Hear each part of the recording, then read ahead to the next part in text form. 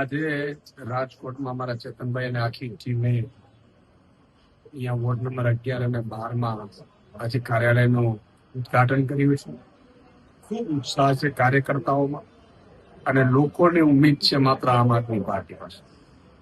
ભાજપનું 30 વર્ષનું શાસન જોયું છે, જેમાં અહંકાર, ભ્રષ્ટાચાર, જૂઠ, ફરેબ અને સૌથી મોટું અત્યાચાર, આનાથી તમામ લોકો પીડાઈ રહ્યા છે.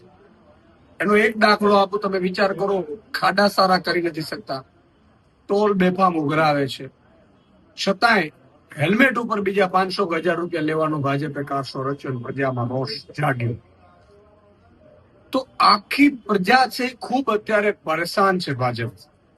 ત્યારે 30 વર્ષ કોંગ્રેસનું શાસન જોયું છે, એમાં પણ લૂંટ, ગુંડાગર્દી, લુકાગર્દી, દીકરીઓને ઉપાડી જવા, આ જ ચાલતું.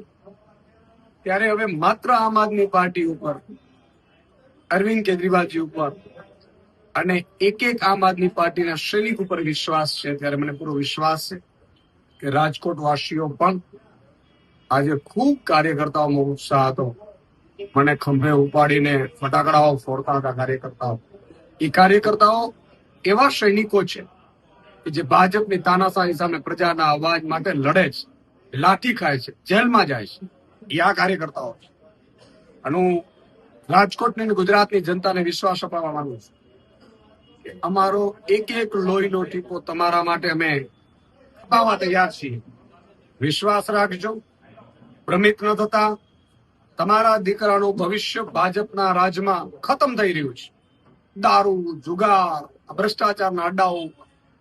ત્યારે અમારે આમ આદમી પાર્ટી ઉપર તમે વિશ્વાસ રાખજો. તમારી પાર્ટી છે, અમે બધા નિમિત્ત છીએ.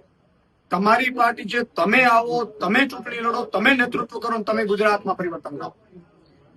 અને એટલા માટે આજે ખૂબ આનંદ થયો, ખૂબ ઉત્સાહ જોડાયેલો મને દેખાય છે.